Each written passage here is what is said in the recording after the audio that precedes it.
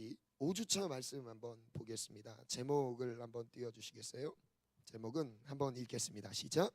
믿음의 시작, 왕과 백성의 관계. 믿음의 시작이라고 표현을 했습니다. 왕과 백성의 관계. 우리 하나님과의 관계에서 첫 단추예요. 잘 꿰셔야 돼요. 하나님이 나의 왕 되신 걸 기억하셔야 돼요. 하나님께서 사람들과 처음 맺으신 관계는 왕과 백성의 관계죠. 그리고 하나님은 우리에게 왕이신 절대자로 우리에게 자신을 드러내셨습니다. 우리를 하나님의 백성으로 삼으시고 우리의 삶을 통치하세요. 그리고 다스리십니다. 그리고 우리는 왕의 책임과 보호 아래 삶을 영위하게 되어 있습니다. 첫 번째 한번 보겠습니다. 함께 읽겠습니다. 시작. 하나님의 백성으로 부르셨다. 하나님의 백성으로 부르시는 장면을 오늘 말씀을 통해서 볼 건데요. 먼저 아브라함을 하나님이 부르셨을 때 부르시는 장면에서 아브라함이 그 전에 아담과 하와가 잃어버린 복을 아브라함을 통해서 회복시키십니다. 아브라함을 통해서 회복시켜줬어요. 그게 창조의 복음이죠. 창조의 복음, 하나님이 우리를 지으시고 창조하신 다음에 지으셨을 뿐만 아니라 그 뒤에 우리에게 복 주시며 그들에게 이르시되 생육하고 번성하라, 우리의 장자권의 명령과 선포권을 우리에게 주셨습니다.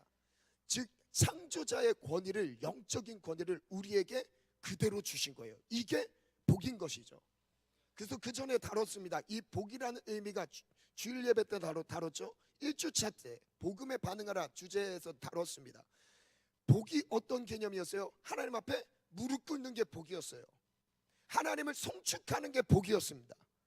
그렇게 하나님이 우리를 지으셨어요. 그래서 하나님을 송축하고 예배하는 자, 하나님 앞에 무릎 꿇는 자가 하나님의 통치와 권세, 다스림의 권세를 누리게 되는 은혜를 주시는 거죠. 그런데 그 복을 빼앗겼어요. 왜요? 불순종으로 빼앗겼습니다. 즉 이거예요. 하나님 관계가 일그러지고 하나님과의 관계가 틀어지다 보니까 하나님이 주신 복도 잃어버린 거예요. 그게 이후에 아담과 하와가 복을 누리는 삶이 아니라 최선을 다해 삶을 살아도 저주스러운 삶을 살게 되었던 거죠. 최선을 다해 일했는데 땅은 가시덤불과 엉겅퀴를 내는, 평생도록 수고해야 땀을 흘려야 먹고 사는 그런 삶이, 저주스러운 삶이 펼쳐지게 되었습니다. 이게 하나님을 떠난 죄악의 결과였어요. 근데 하나님께서 이 복을, 잃어버린 복을 창세기 12장에 아브라함을 부르시면서 아브라함이 믿고 따라갔을 때 그 복을 아브라함에게 주시면서, 이 복은 아브라함에게 주셨던 것이 아니라, 아브라함에게만 주셨던 것이 아니라 아브라함이 갖고 있었던 그 믿음의 길을 따라가는 이후에 이방인들에게까지도, 모든 민족에게 이 복이 임하도록 하나님이 길을 열어주셨어요. 그 복이 지금 누구에게까지 왔어요? 우리에게까지 왔죠. 그래서 이 복을 하나님이 회복시키셨지만 그때까지만입니다. 그때까지는 아브라함의 하나님, 이삭의 하나님, 야곱의 하나님이었어요. 이해가 되시죠? 그 족장 개념 안에서 가족 단위의 하나님이신 거예요. 그래서 여러분 창세기 한번 보세요. 하나님의 백성이라고 이렇게 뭔가 표현하는 부분이 나오나요? 인정하죠. 네. 여러분 성경을 잘 보면 언제부터 하나님이 백성을 삼는지를, 그 시점을 딱 보면 이 하나님이 일하시는 그 시점을 알게 됩니다. 이런 가족적인 소규모에서의 아직 복이 확장되진 않았어요.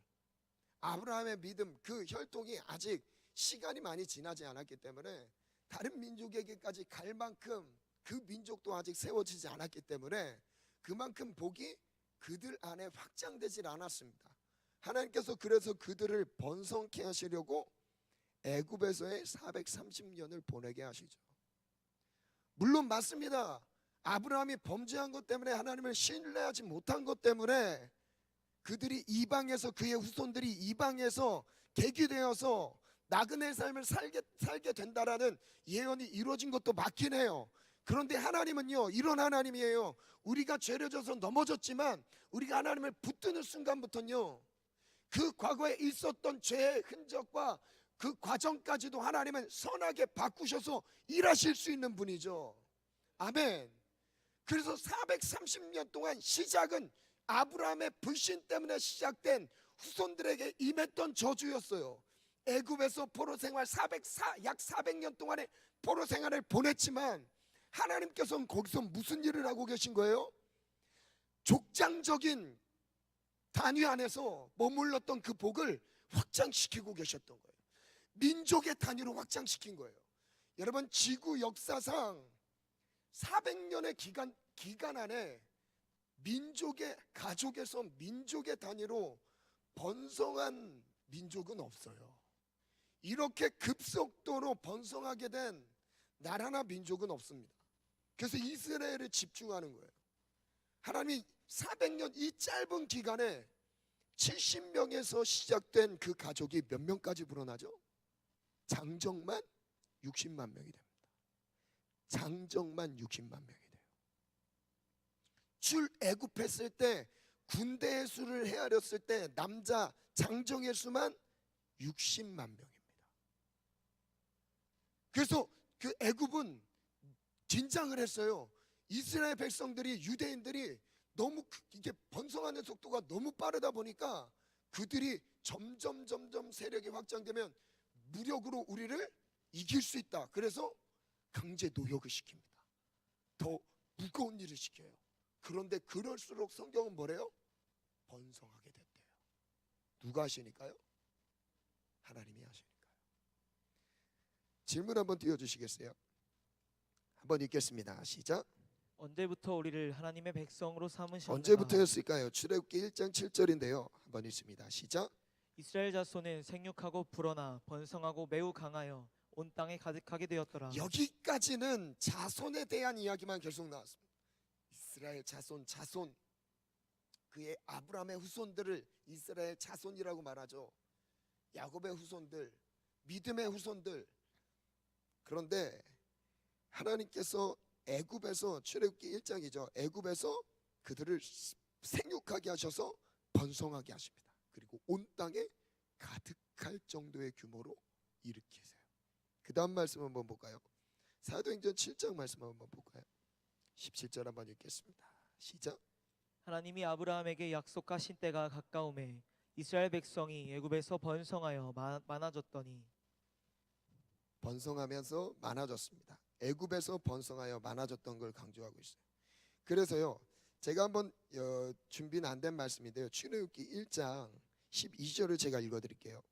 그러나 학대를 받을수록, 이스라엘 백성들이 애굽에서 학대를 받는 장면이에요. 학대를 받을수록 더욱 번성하여 퍼져나가니 애굽 사람이 이스라엘 자손으로 말미암아 근심하여. 그때부터 근심합니다. 그래서 남자들이 막 피곤하고 일을 막 고역을 시켰을 때 막 힘들면 아기를 못 낳게 될까봐 일부러 더 무거운 그 일들을 계속 시켰었던 거예요. 그런데 그럴수록 어떻게 하셨대요? 하나님이 더 번성케 하셨대요. 왜요? 하나님이 일하시니까요. 누구도 막을 수 없던 거예요. 생육하고 번성하는 축복이 임해졌습니다. 두 번째 질문입니다. 함께 읽겠습니다. 시작. 이스라엘을 하나님의 백성으로 삼으시기까지 어떤 과정이 있었는가? 어떤 과정이 있었을까요? 출애굽기 6장 5절로 7절 말씀인데요. 이제 애굽 사람이 종으로 삼은 이스라엘 자손의 신음소리를 내가 듣고 나의 언약을 기억하노라. 그러므로 이스라엘 자손에게 말하기를 나는 여호와라. 내가 애굽 사람의 무거운 짐 밑에서 너희를 빼내며 그들의 노역에서 너희를 건지며 편팔과 여러 큰 심판들로서 너희를 속량하여.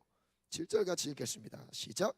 너희를 내 백성으로 삼고 나는 너희의 하나님이 되리니 나는 애굽 사람의 무거운 짐 밑에서 너희를 빼낸 너희의 하나님 여호와인 줄 너희가 알지라. 이스라엘 백성이 하나님의 백성, 하나님이 왕이 되시고 그들이 하나님의 백성으로까지, 하나님의 백성으로 삼으시기까지의 과정을 보면 그들은 너무나 연약했어요. 노역 가운데 그 짐 밑에서 빠져나올 수 있는 방법이 없었습니다. 그런데 하나님이 어떻게 하셨대요? 그의 편팔로 그들을 구원하셨대요. 이스라엘은 애굽의 종이 되어 애굽의 지배에 벗어날 길이 없었습니다. 하나님께서는 가장 강했던 제국 애굽을 심판하셨고 그들 가운데 속량의 은혜를 주시며 이스라엘 백성들을 구원하셨습니다. 세 번째 질문입니다. 함께 읽겠습니다. 시작. 왜 이스라엘을 백성으로 부르셨는가? 왜 이스라엘을 백성으로 부르셨을까요? 말씀 한번 볼까요? 출애굽기 3장 10절인데요. 함께 읽습니다. 시작. 이제 내가 너를 바로에게 보내어 너에게 내 백성 이스라엘 자손을 애굽에서 인도하여 내게 하리라. 12절 시작. 하나님이 이르시되 내가 반드시 너와 함께 있으리라. 내가 그 백성을 애굽에서 인도하여 낸 후에 너희가 이 이 산에서 산에서 하나님을 섬기리니. 여러분 여기 잠깐 이 말씀 띄워주세요. 왜 하나님이 이스라엘을 하나님의 백성으로 삼은지 이유를 말씀하시죠. 백성이 된 이유가 뭐예요? 하나님을 섬기게 하기 위해 하나님만 섬기게 하시려고요. 이 섬기다는 건요 예배예요. 하나님만 예배하도록. 그 다음 말씀 한번 띄워주실래요? 출애굽기 12장입니다. 시작. 이스라엘 자손이 애굽에 거주한 지 430년이라. 430년이 끝나는 그날에 여호와의 군대가 다 애굽 땅에서 나왔은즉 430년이 딱 끝났을 때 이제 이스라엘 백성들을 여호와의 군대로 말씀하시면서 그 나라의 왕이신 하나님의 그 군대로 하나님이 일으키신 거죠. 하나님만 섬기도록 부르셨습니다. 그것이 증거였습니다. 하나님만을 예배하도록 애굽에서부터 구원하여 백성으로 부르신 것입니다. 하나님께서는 이 이스라엘에게 왕이 되셨고 그들을 백성으로 삼으셨는데 하나님을 위해 싸우는 여호와의 군대로 일으키셨습니다. 그래서 이스라엘 자손에서 뭘로요? 430년의 포로 기간을 통해서 이스라엘 백성으로 하나님이 번성케 하셨습니다. 그리고 그들의 왕이 되셨습니다. 두 번째입니다. 하나님의 백성임을 거절했습니다. 질문인데요. 왜 하나님의 왕 되심을 거절했을까요?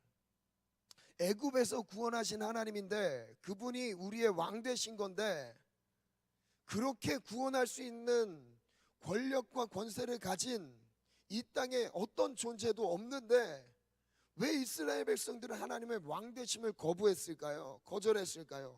사무엘상 8장입니다. 함께 읽습니다. 시작. 이스라엘 모든 장로가 모여 라마에 있는 사무엘에게 나아가서 그에게 이르되 보소서 당신은 늙고 당신의 아들들은 당신의 행위를 따르지 아니하니 모든 나라와 같이 우리에게 왕을 세워 우리를 다스리게 하소서 한지라. 여기서 강조합니다. 모든 나라와 같이 이스라엘 백성들이 추구했던 건요 하나님의 왕 되심을 지금까지 하나님이 그들의 왕 되셨어요. 그래서 그들의 전쟁을 해주셨고요 그들을 이끌어 주시며 통치해 주셨습니다. 그들을 번성케 해주셨던 분이 하나님이셨어요. 그래서 그들의 왕은 하나님이었는데 그들은 하나님을 거부해요. 거절했어요. 왜요? 다른 나라들의 왕처럼 우리도 눈에 보이는 사람의 왕을 세우고 싶었던 거예요.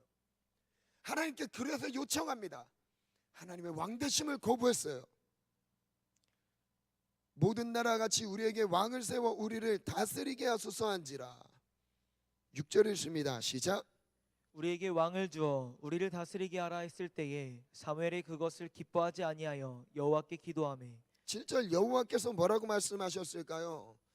이스라엘 백성들이 하나님의 왕 말고 하나님의 왕 되신 거 말고 다른 민족들처럼 나라들처럼 뭔가 안정감이 있을 만한 눈에 보이는 왕 우리도 자신들의 싸움을 싸울 수 있는 왕을 세워달라고 했을 때 하나님은 이렇게 말씀하십니다. 여호와께서 사무엘에게 이르시되 백성이 내게 한 말을 다 들으라. 이름부터 같이 읽겠습니다. 시작. 이는 그들이 너를 버림이 아니요 나를 버려 자기들의 왕이 되지 못하게 함이니라. 하나님의 왕 되심을 거절한 거예요. 하나님이 우리의 왕이 되면 귀찮은 거죠. 왜요? 말씀대로 살아야 되니까요. 모세의 계명, 율법을 주셨던 이 계명대로 지켜야 되니까 귀찮은 거예요. 짐이 되는 거였어요. 그래서 하나님이 왕 되신 거를 거부한 거예요. 맘 편하게 살고 싶던 거예요. 뭔가 어떤 눈치 보지 않고 보이지 않는 하나님의 늘 감찰 아래서 말씀을 떠나면 치시고 거기서 또 징계를 받고, 이게 싫은 거죠.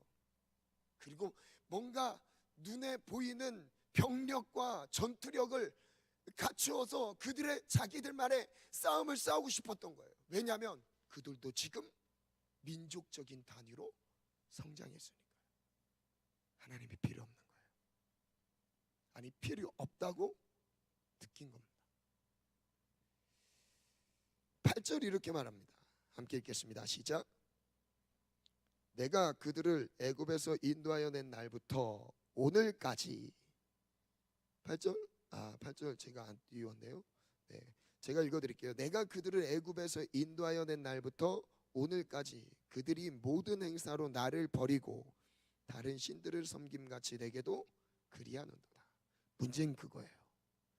출애굽했을 때 하나님의 구원을 경험했던 그때 하나님의 왕되심이 선포되었는데, 백성을 삼으셨는데 그 이후로 하나님을 제대로 섬긴 적이 없다고 말씀하세요. 이게 성경이 바로 말씀하시잖아요. 오늘까지 그들이 모든 행사로 나를 버렸대요. 그리고 다른 신들을 섬겼다고 말합니다. 즉 이미 마음 안에서 하나님의 왕되심이 없었던 거예요. 그 소수의 신앙 있는 누구 어떤 사람들의 하나님을 인정하는 그 하나님이 왕 되신 그 믿음 때문에 이스라엘의 백성들이 보호받았던 것이지, 백성들 안에서는 하나님이 왕 되신 것이 인정되지 않았던 거예요. 그래서 광야에서 구원을 받았던, 출애굽했던 사람들이 광야 1세대가 다 멸망했잖아요. 60만 명이 구원의 감격을 경험했습니다. 실제 구원을 체험했어요. 홍해를 가르고 홍해를 건넜다니까요. 그런데 두 명만 살아남잖아요. 그들의 삶 안에서 하나님의 구원 자체, 그리고 그들에게 있어서 하나님의 왕되심이 그들에게 인정되지 않았던 거예요. 소수에게, 아주 극소수에게만 하나님의 왕되심, 그것이 인정되었다. 다른 모든 나라와 같이 눈에 보이는 왕을 세우기를 원했습니다. 눈에 보이지 않는 하나님을 왕으로 섬기기 싫었습니다. 이스라엘 백성들이 다른 왕을 세우기를 원했던 것은 하나님을 버리는 행동이었습니다. 하나님께서 이스라엘 자손들을 애굽에서 구원하셨지만 그들은 하나님만을 섬기지 않았습니다. 여러분, 혹시 우리의 모습이 아닐까요? 여러분, 정말 하나님이 왕 되십니까? 하나님만을 섬기도록 구원하여 백성으로 부르셨건만 오히려 하나님의 왕 되심을 거절했습니다. 두 번째 또 질문입니다. 함께 읽겠습니다. 시작. 왜 하나님께서 이스라엘 백성들의 요청을 들어주셨는가? 그런 이스라엘 백성들의 요청을 들어주시죠. 19절부터 보면 백성이 사무엘의 말 듣기를 거절하여 이르되 아니로소이다. 우리도 우리 왕이 있어야 하리니 그들도 자신들의 왕을 요구합니다. 그리고 20절 같이 읽겠습니다. 시작. 우리도 다른 나라들 같이 되어 우리의 왕이 우리를 다스리며 우리 앞에 나가서 우리의 싸움을 싸워야 할 것이니이다 하는지라. 사무엘이 백성의 말을 다 듣고 여호와께 아뢰매 여호와께서 사무엘에게 이르시되 그들의 말을 들어 왕을 세우라 하시니 결국 왕을 세웠습니다. 이스라엘 백성들은 하나님의 사람 사무엘의 권면을 거절했습니다. 이스라엘 백성들은 하나님의 방법대로 싸우기 싫었습니다. 그렇게 살고 싶지 않았습니다. 늘 불안하게 느껴졌습니다. 믿음의 싸움이 늘 불안하게 느껴졌습니다. 이스라엘 백성들은 하나님을 왕으로 인정하지 않았습니다. 그래서 하나님 외에 다른 새로운 왕을 세워달라고 요청합니다. 그 다음 질문입니다. 함께 읽겠습니다. 시작. 이스라엘 백성들의 요구로 세워진 왕의 역사가 어떻게 마치는가? 여러분, 오늘 이 두 번째 파트에서 중요한 게 바로 이거예요. 그래요.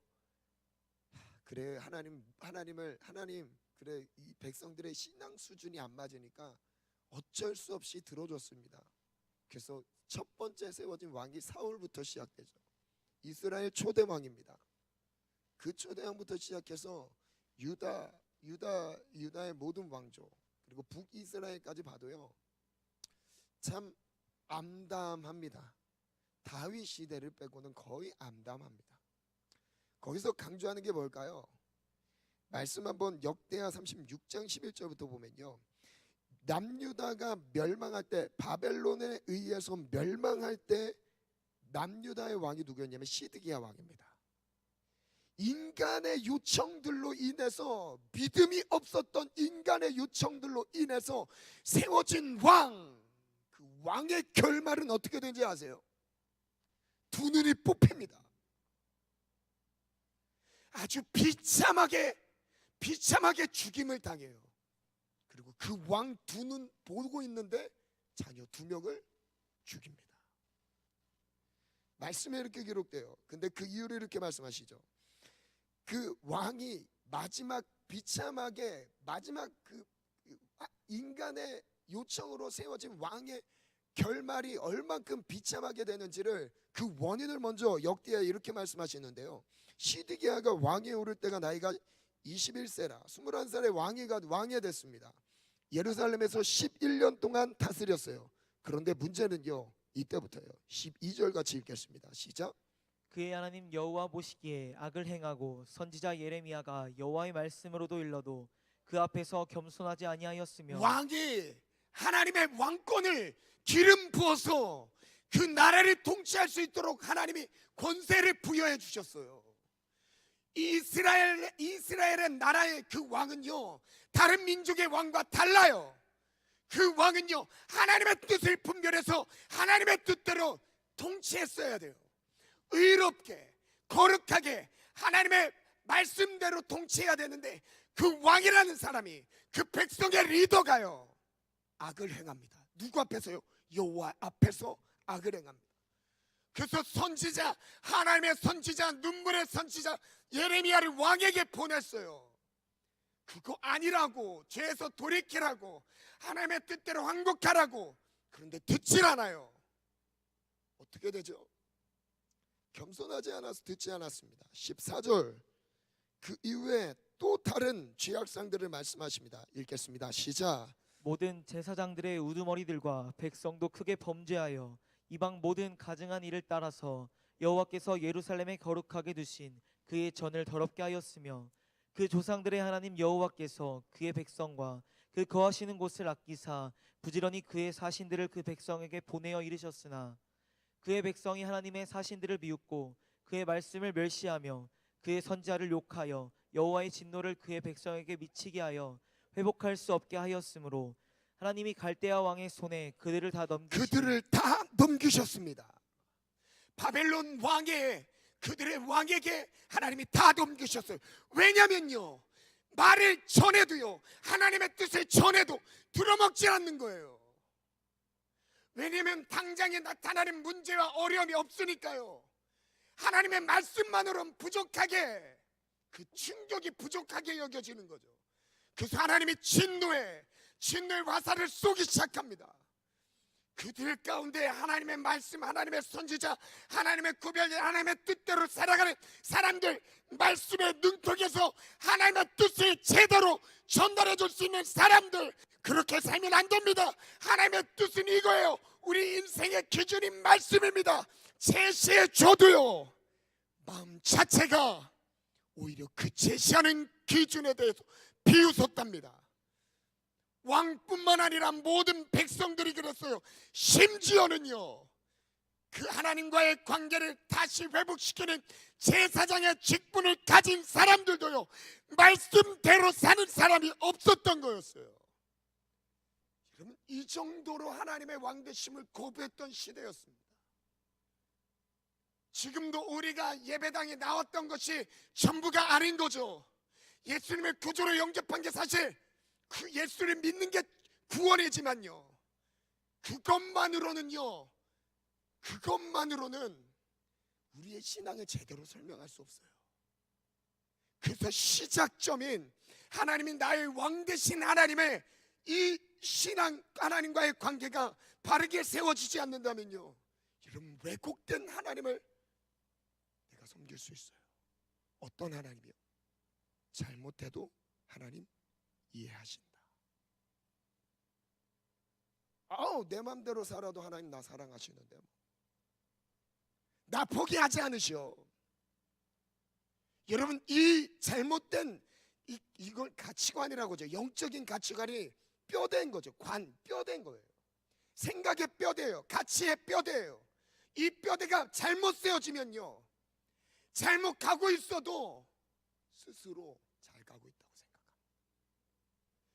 여러분, 이 시대가 그랬어요. 앞에 이스라엘 백성들의 선두에서 하나님의 뜻대로 이끌어 가야 될 왕도 타락했고요, 모든 백성들도 하나님의 거룩함이 뭔지 모든 것을 상실했던 시대가 바로 이 시대였습니다. 그래서 결국 하나님이 그들을 갈대아 손에 넘기셨어요. 멸망했습니다. 그래서 그 다음 말씀에 보면 예레미야서 52장 10절부터 말씀 보면요, 마지막 왕의 비참함을 한번 말씀 속에서 한번 볼까요? 읽겠습니다. 시작. 바벨론 왕이 시드기야의 아들들을 그의 눈앞에서 죽이고 또 리블라에서 유다의 모든 고관을 죽이며 시드기야의 두 눈을 빼고 노사슬로 그를 결박하여 바벨론 바벨론 왕이 왕이 그를 그를 바벨론으로 끌고 가서 그가 죽는 날까지 오게 가두었더라. 여러분, 한 나라의 왕이 이렇게 비참하게 삶을 마쳤습니다.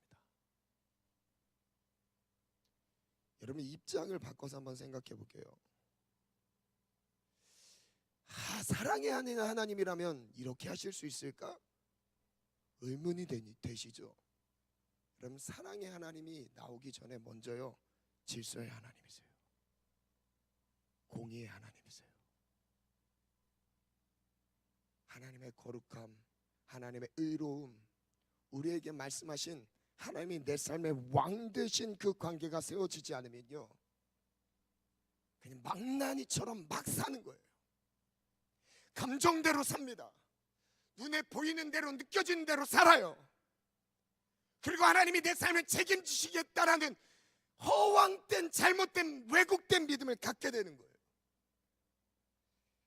그래서요, 인간들의 요청으로 세워진 왕의 결국은 이렇게 비참했습니다.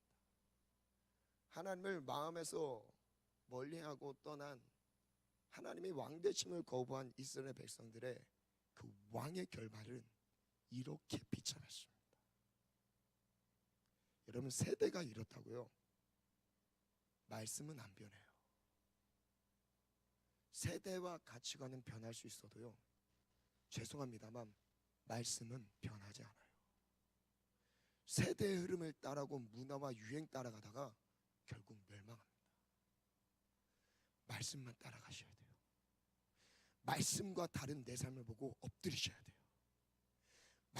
말씀에 기록된 이것이 내 삶의 전부고 하나님 왕의 권세가 담겨있는 이 말씀의 기준을 삼고 하나님, 내가 제대로 주님의 길을 따르겠다는 결단이 있으셔야 돼요. 시드기야는 유다의 마지막 왕이었습니다. 그는 여호와의 말씀을 떠난 악을 행했던 왕이었습니다. 왕과 함께 종교 지도자들인 제사장들, 그들까지 범죄하고 성전마저 더럽혔습니다. 여호와께서 부지런히 하나님의 선지자들을 그들에게 보내셨습니다. 그리고 하나님의 뜻을 전하셨지만 선지자들을 오히려 비웃고 멸시하며 하나님의 진노를 결국 불러왔습니다.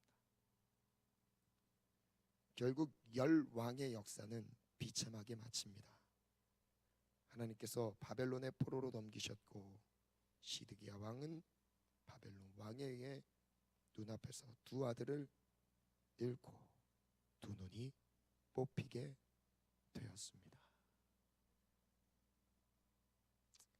기준이 없었던 인생들의 결말도 이와 마찬가지입니다. 여러분, 그래서 말씀을 보셔야 돼요. 말씀을 보셔야 됩니다. 말씀을 안 보고 기준이 없이 그냥 마음에 느끼는 대로 믿는 신앙은요, 맹신이에요. 잘못된 신앙이에요. 잘못 가도 잘못 가는지 모르는 거예요. 여러분, 모세오경만 제대로 읽어봐도 그냥 무릎이 그냥 꿇어질 겁니다. 예배하는데 왕이신 하나님을 제대로 경배하게 될 거예요. 세 번째, 마지막인데요, 예수는 만왕의 왕으로 오셨습니다. 왕으로 오신 예수, 첫 번째 질문입니다. 읽겠습니다. 시작. 왕과 백성의 관계가 어떻게 다시 세워지는가? 하나님과의 관계 안에서 왕을 거부해서 세상의 왕, 다른 왕이, 하나님이 원하지 않는 다른 왕이 세워졌죠. 그래서 그 결국 포로로 끌려갔습니다. 그죠? 포로로 끌려갔어요.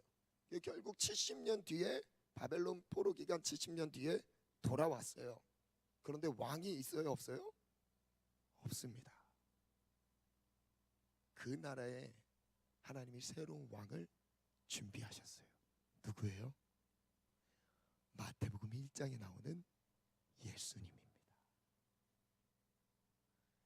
인간이 세운 그 왕의 결국이 비참했습니다. 그리고 그 왕의 끝이 온전하지 못하니까 하나님이 이제 다시 하나님이 세운 왕을 보내주세요. 그분이 예수님입니다. 그래서 1장 21절에 아들의 이름을 예수님이라고, 예수라라. 이는 그가 자기 백성입니다. 자기 백성, 하나님이 왕 되신 거죠. 자기 백성을 그들의 죄에서 구원할 자인 거죠. 마태복음 2장 1절부터 볼까요? 헤로드 왕 때에 예수께서 유대 베들레헴에서 나셨습니다. 동방으로부터 박사들이 예루살렘에 이르러 말하되, 2절 같이 읽겠습니다. 시작. 유대인의 왕으로 나시니가 어디 계시냐? 우리가 동방에서 그의 별을 보고 그에게 경배하러 왔노라 하니. 동방 박사에게 하나님이 계시해 주셨던 은혜가 메시아를 어떻게 표현해요? 유대인의 왕으로 오신 분. 지금 왕이 있는 상황이에요, 없는 상황이에요? 없는 상황이에요. 유대인에게 왕이 없는 상황입니다. 로마의 통치 아래, 로마 제국 아래에 있는 상황인 거죠. 이때 하나님이 유대인의 왕을 보내신 거예요. 그리고 10절을 보면 그들이 별을 보고 매우 크게 기뻐하더라. 11절 보면 같이 읽겠습니다. 시작. 집에 들어가 아기와 그의 어머니 마리아가 함께 있는 것을 보고 엎드려 아기께 경배하고 보배압을 열어 황금과 유향과 모략을 예물로 드리니라. 왕께 드리는 예물에, 왕께 드리는 수준의 예물을 아기 예수께 드립니다. 그리고 경배해요. 예수께서 왕으로 오셔서 왕과 백성의 관계를 새롭게 하셨습니다. 예수는 자기 백성들을 그들의 죄에서 구원하기 위해 오셨습니다. 예수께서는 출생부터 경배를 받으셨습니다. 하나님께서는 동방 박사들을 보내셔서 유대인의 왕으로 오신 예수를 경배하게 하셨습니다. 동방 박사들은 아기 예수께 왕다운 예물을 드리며 경배합니다. 오늘 그 예배가 우리 안에 드려지길 축복합니다. 아멘. 두 번째인데요, 십자가의 죽음으로 이룬 생명의 왕노릇. 이게 이제 영적인 부분으로 해석되는 건데요, 마태복음 27장에 보면 예수님께서 십자가의 고난의 수모를 당하는 장면인데, 여기를 잘 보세요. 이에 총독의 군병들이 예수를 데리고 관정 안으로 들어가 온 군대를 그에게 모았습니다. 그리고 28절에 보면 그의 옷을 벗기고 무엇을 입히죠? 홍포를 입힙니다. 왜 입혔을까요? 29절 가시관을 엮어 그의 머리에 씌웠습니다. 왜 씌웠을까요? 왕관을 대신한 거죠. 희롱하는 겁니다. 조롱하는 거예요. 그리고 손에 갈대를 들리고 그 앞에 무릎 꿇고 희롱하여 이르되 유대인의 왕이여 평안할지어다 하며 그에게 침 뱉고 갈대를 빼앗아 그의 머리를 치더라. 희롱을 다한 후에 홍포를 벗기고 도로 그의 옷을 입혀 십자가에 못 박으려고 끌고 나가니라. 37절 같이 읽어볼까요? 시작. 그 머리 위에 이는 유대인의 왕 예수라 쓴 죄패를 붙였더라. 왜 계속 왕이라는 메시지가 담겨 있는지 아세요? 그들은 희롱하기 위해 유대인의 왕. 그리고 잘 보세요. 왕복 대신 옷 벗김을 수치를 당하셨으며 홍포를 입히셨죠. 그리고 왕관 대신에 가시관을 씌웠습니다. 그리고 왕이 들고 있어야 되는 규 대신에 갈대를 들게 하세요. 들게 했어요. 그리고 무릎 꿇고 경배를 해야 되는데 무릎 꿇고 뭐예요? 희롱하고 있습니다. 조롱하고 있습니다. 무엇을 지금 묘사하고 있는 거예요? 네가 왕으로 왔어? 그래, 왕처럼 한번 해줄게. 그러면서 희롱하는 거예요. 예수님이 십자가 고난 죽음을 앞두고 여러분 이 희롱을 당한 이유가 있습니다. 그들은 희롱하면서 예수님이 왕 되신 것을, 유대인의 왕 되신 것을 희롱하면서 예수님을 그렇게 비웃었지만요, 예수님은 정말 유대인의 왕이셨어요. 유대인의 왕뿐만 아니라 만왕의 왕으로 오신 거죠. 역설입니다. 역설. 그들은 희롱했지만 그 희롱을 하나님은 진짜 되게 하시는 거예요. 희롱하게 하셨지만 하신 게 아니죠. 그들은 예수님을 왕이 아닌 줄 알고 희롱했지만요, 그는 진짜 왕이셨던 거예요.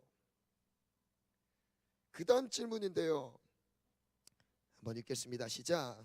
사망의 왕노릇과 생명의 왕노릇 사이에 어떤 갈등이 있는가? 그래서 그 십자가의 죽음을 이렇게 영적으로 이어서 설명할 수 있습니다. 한 사람의 범죄로, 로마서 5장인데요, 한 사람의 범죄로 말미암아 사망이 그 한 사람을 통하여 왕노릇하였은즉, 여기서 왕노릇이라는 단어가 계속 나올 겁니다. 그 전에는 아담 때문에 죄가 들어와서 죄가 우리를 지배하면서 죄가 우리의 왕이 됐어요. 예수님을 믿기 전에는 우리 아래 왕은 누구였냐면 죄였어요. 죄가 시키는 대로 하는 거예요. 그런데요, 하나님이 이런 은혜를 주셨어요. 더욱 은혜와 의의 선물을 넘치게 받은 자들은 한 분 예수 그리스도를 통하여 생명 안에서 왕노릇하리로다. 누구를 통해서요? 예수 그리스도를 통해서. 즉 예수님이 왕 되신 분으로 왕으로 오셨다는 그 메시지는 영적으로 무엇으로 이어지는 거예요? 우리의 생명의 왕노릇을 우리에게 주기 위해 오신 분이었어요. 죄가 왕노릇했던 그 모든 이름을 차단하시고요, 생명의 왕노릇하는 그 은혜로 바꿔주신 것이었습니다. 그래서 18절에 보면 그런즉 한 범죄로 많은 사람이 정죄에 이른 것 같이 한 의로운 행위로 말미암아 많은 사람이 의롭다 하심을 받아 생명에 이르렀느니라. 19절부터 같이 읽겠습니다. 시작. 한 사람이 순종하지 아니함으로 많은 사람이 죄인 된 것 같이 한 사람이 순종하심으로 많은 사람이 의인이 되리라. 율법이 들어온 것은 범죄를 더하게 하려 함이라. 그러나 죄가 더한 곳에 은혜가 더욱 넘쳤나니 이는 죄가 사망 안에서 왕노릇한 것 같이 죄가 이전에는 사망 안에서 왕노릇했었지만 이제는 달라졌습니다. 예수 그리스도의 십자가의 죽음으로 말미암아 그가 왕권을 가지고 오심으로 말미암아 이제 우리의 안에 죄가 왕노릇하는 게 아니라요, 생명의 의가 왕노릇하는 삶으로 바꿔주셨어요. 그래서 예수님을 믿는 자들은요, 죄를 다스리는 권세가 그때부터 주어지는 거예요. 여러분, 순간순간 넘어지는 죄악들에 대해서 말하는 게 아닙니다. 여러분, 넘어질 수 있어요. 넘어질 수 있습니다. 그러나요, 우리에게 그보다도 큰 권세를 주었다는 것을 잊지 마셔야 돼요. 죄악을 통치하시는 분이 예수였어요. 그 예수를 믿는 우리에게도 그 왕노릇이 우리에게도 적용되는 거예요. 그래서 마지막 다시 한번 읽겠습니다. 21절 읽습니다. 시작. 이는 죄가 사망 안에서 왕노릇한 것 같이 은혜도 또한 의로 말미암아 왕노릇하여 우리 주 예수 그리스도로 말미암아 영생에 이르게 하셨느니라. 예수님이 이 땅에 왕으로 오신 핵심 포인트가 바로 여기 있습니다. 우리에게 뭘 주시려고요? 생명과 영생을 주시기 위해서요. 죄악을 다스리게 하시면서요, 죄 때문에 들어온 사망 권세에 의한 왕노릇이요, 그 왕노릇으로부터 벗어나 생명의 왕노릇에 들어가게 하기 위해 예수가 오신 거예요. 아담의 범죄로 말미암아 우리에게 사망이 왕노릇했지만 사망의 왕노릇은 죄 아래에서 사망의 통치를 받는 것이었습니다. 예수 그리스도의 십자가 대속을 통해 생명 안에서의 왕노릇으로 바뀌었습니다. 예수께서 사망의 왕노릇을 생명의 왕노릇으로 바꾸셨습니다. 이제 생명이 우리의 왕이 되어 우리를 다스리십니다. 그래서 사망의 왕노릇에 있던 우리를, 죄의 지배에 있던 우리를 그리스도의 십자가로 생명의 왕노릇으로 바꾸신 은혜를 주셨습니다. 마지막입니다. 그래서 결론입니다. 우리에게 주신 왕의 권세가 있습니다. 질문인데요, 왕의 권세가 우리에게 어떤 의미가 있을까요? 계시록 17장 14절 말씀 같이 읽어볼까요? 시작. 그들이 어린 양과 더불어 싸우려니와 어린 양은 만주해 주시오 만왕의 왕이심으로 그들을 이기실 터이요 또 그와 함께 있는 자들 곧 부르심을 받고 택하심을 받은 진실한 자들도 이기리로다. 승리에 대한 말씀을 하십니다. 만왕의 왕이요, 그리고 그를 믿는 자들에게 똑같은 승리를 주셨다. 만왕의 왕 예수 그리스도의 승리를 누리게 하시는 은혜를 우리에게 주셨습니다. 그게 죄악을 다스리는 거예요. 그게 첫 번째고요. 두 번째인데요, 마태복음 28장 18절부터 보면 예수께서 나와 말씀하여 이르시되, 시작. 하늘과 땅의 모든 권세를 내게 주셨으니 그러므로 너희는 가서 모든 민족을 제자로 삼아 아버지와 아들과 성령의 이름으로 세례를 베풀고 내가 너희에게 분부한 모든 것을 가르쳐 지키게 하라. 볼지어다 내가 세상 끝날까지 너희와 항상 함께 있으리라 하시니라. 두 번째 왕의 권세는요, 하늘과 땅의 모든 권세를 주시면서 모든 민족을 예수를 믿는 자의 제자를 삼는 권세를 주신 거예요. 내가 예수의 왕권을 갖고 있다면 모든 민족을 나의 제자를 삼는 겁니다. 여러분, 이거 어마어마한 복인 거예요. 그래서 말씀에 순종하는 자에게 신명기 28장이 뭐라고 하세요? 세계 모든 민족에 뛰어나게 하신다고 말씀하시잖아요. 그 은혜가 우리에게도 주어주시는 거죠. 아멘. 마지막 계시록 20장입니다. 함께 읽겠습니다. 시작. 또 내가 보좌들을 보니 거기에 앉은 자들이 있어 심판하는 권세를 받았더라. 또 내가 보니 예수를 증언함과 하나님의 말씀 때문에 목배임을 당한 자들의 영혼들과 또 짐승과 그의 우상에게 경배하지 아니하고 그들의 이마와 손에 그의 표를 받지 아니한 자들이 살아서 그리스도와 더불어 1000년 동안 왕노릇하리. 1000년 동안 그리스도와 더불어 왕노릇한 권세를 주셨습니다. 그런데 이 권세는요, 5절에 보면 이는 첫째 부활이라. 첫 번째 부활이래요. 이 첫째 부활에 참여하는 자들은 복이 있고 거룩하도다. 둘째 사망이 그들을 다스릴 권세가 없고 도리어 그들이 하나님과 그리스도의 제사장이 되어 1000년 동안 그리스도와 더불어 왕노릇 하리로다. 부활에 참여하는 권세를 주십니다. 즉 사망이 다시는 주장하지 못하는 권세를 주신 겁니다. 반주 준비해 주시고요.